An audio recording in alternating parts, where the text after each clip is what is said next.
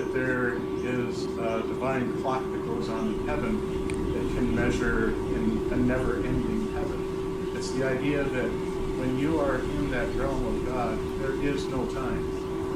Time does not exist. Well, that's very nice. That is actually compatible with the way sciences will go. More and more scientists are increasingly leaning toward time just being something that we humans create to make sense of things. Unlike Newton, who thought it was an actual dimension, more and more people are like Immanuel Kant, who think that it's like our numbering system. It's not something that's real, like a cucumber.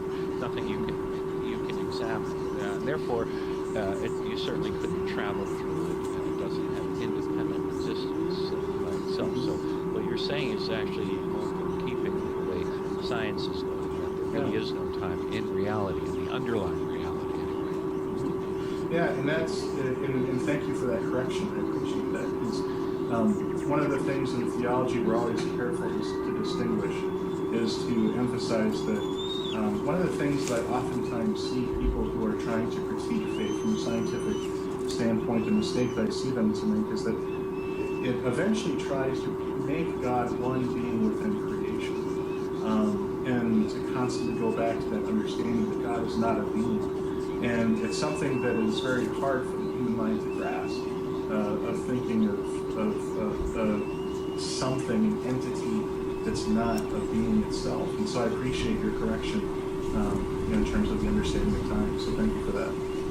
No, that's keeping with a line of passive understanding, isn't it? I think this what we're talking about really does passive our human symbolic language, where we have words for things. I mean, actual water is not the word water. So we try to understand things with our symbolic representative language, but it's becoming clearer and clearer that there's an underlying reality that's beyond what we can even think.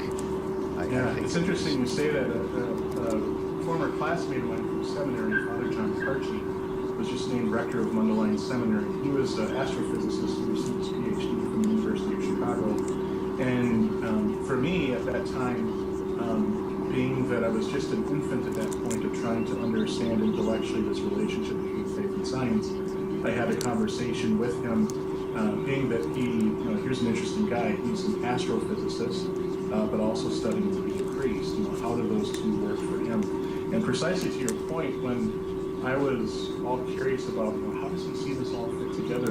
One of the things he shared with me in reflection was, James, one thing we have to remember is that it's not faith in the biblical sense, but there is an underlying faith that an astrophysicist has, that the numbers, the symbols, the expressions that are being used actually work the way you think that they're working. And speaking precisely to what we talk about is that we have these realities that we give names to, such as water, but at the same time there's also that exploration of human reason and refinement of human reason that has contributed to that language and will change the language in the future, and will refine it even further and give us a better understanding of the natural world. And in that process, we'll also be able to get a better understanding of the divine and of God, in terms of, as we better know how the universe works and how the world works, it gives us a deeper sense of our understanding of the source of that universe and how that source relates with us. Fascinating. We've been speaking with Father James of the Vatican Observatory. We're doing this here at SLU because this is the day of the lunar eclipse that's uniting many, many people in the world, looking at an event that the moon and the earth are both intimately involved in. And so, of course, here we are all together, very much concerned with our planet Earth and the issues that extend beyond it. So this was a fascinating discussion. We're really in your debt for you joining us here today. Thank you, and perhaps we'll speak to you again in the future. We appreciate you coming on. Thanks, Bob, and thank you for everything you do. I'm a SLU member, and I remember just watching your little clips that you have when I would schedule time on one of the telescopes in the Canary Islands or in Chile. Just listening to your 5 or 10 minute explanations of these objects really helped me understand the universe, nebulas and stars. And so thank you for everything that you do. And on behalf of the Vatican Observatory and the Vatican Observatory Foundation, I just thank you for inviting me on. I deeply appreciate being a guest on your show today.